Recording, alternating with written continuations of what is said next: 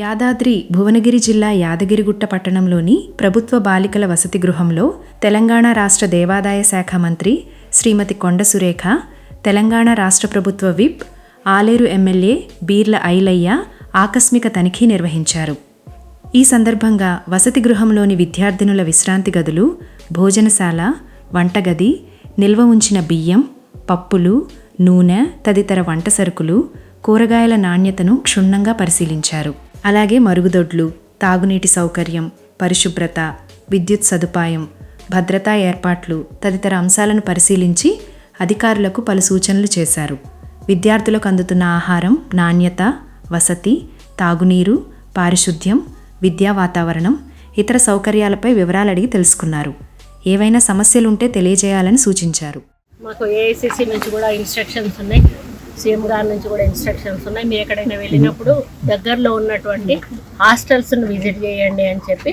అందుకని అంటే పిల్లల కోసం కాదు, పిల్లలు ఉన్నా లేకున్నా హాస్టల్ మెయింటెనెన్స్ ఎట్లా ఉంది అని చూడడానికి నేను స్థానిక ఎమ్మెల్యే గారు, విప్ గారు రావడం జరిగింది. మున్సిపల్ చైర్మన్ గారు వారు కూడా రావడం జరిగింది. లోపలికి వెళ్ళి అన్నీ పరిశీలించాము.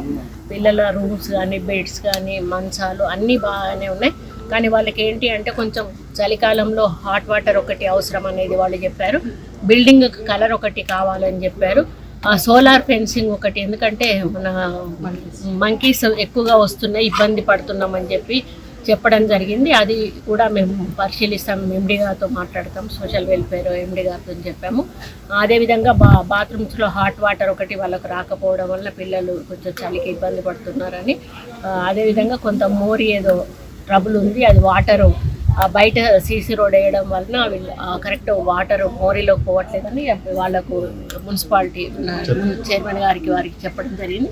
వారు ఇమ్మీడియట్గా చేస్తామన్నారు. అదేవిధంగా స్టడీ చైర్స్ ఒక 10th పిల్లలకే ఇచ్చారు, మిగతా వాళ్ళకు లేరు. అంటే మన స్థానిక విప్ గారు ఏసీపీ గారికి ఏమన్నా తనే డొనేట్ చేస్తారో, మరెవరితో తనే డొనేట్ చేపిస్తారో 100 చైర్స్ కూడా వారు ఇస్తామని ఒప్పుకోవడం జరిగింది. ఈ సోలార్ వాటి గురించి నేను ఎండీతో మాట్లాడతా, ఈ కలర్స్ గురించి కూడా మాట్లాడి, ఎందుకంటే మేము విజిట్ చేసినప్పుడు వాళ్ళకి ఏం తక్కువ ఉందో అది చేయాల్సిన బాధ్యత కూడా మా మీద ఉంది. వాళ్ళు పిల్లల్ని బాగా చూసుకోవాల్సిన బాధ్యత వాళ్ళ మీద ఉంది.